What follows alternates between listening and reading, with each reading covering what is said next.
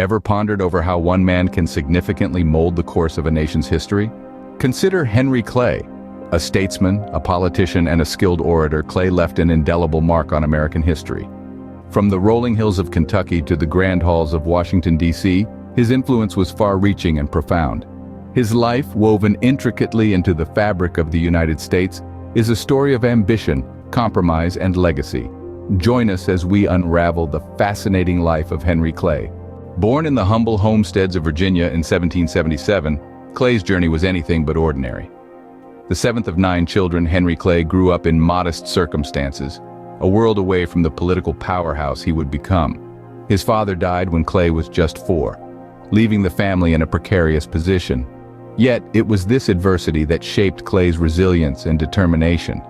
A bright spark in the midst of hardship, Clay was fortunate to receive an education.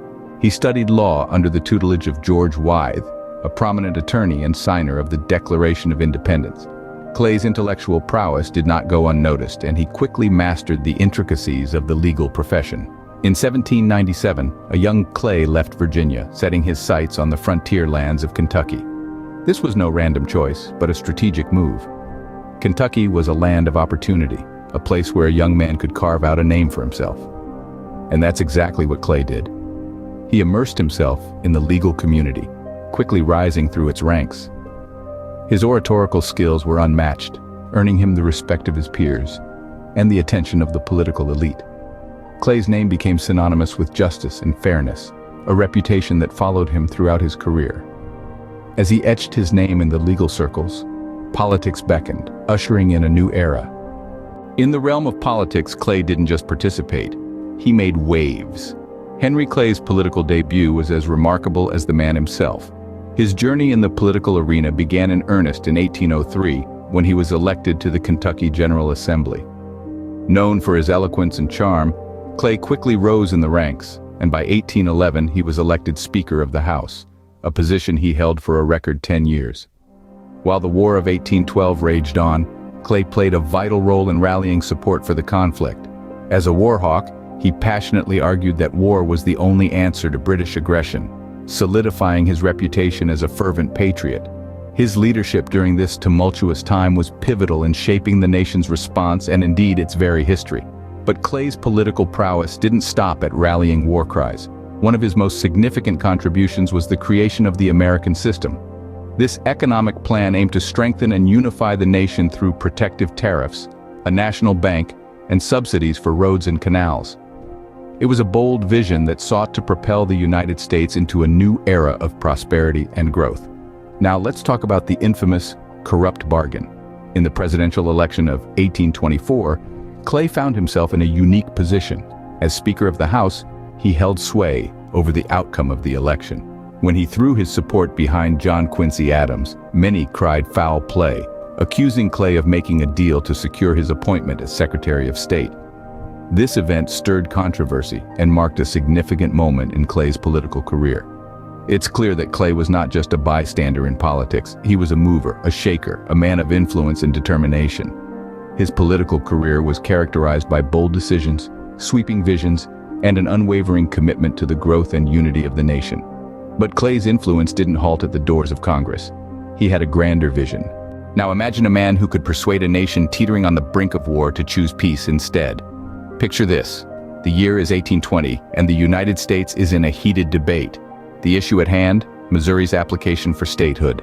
This seemingly simple administrative matter quickly escalates into a national crisis.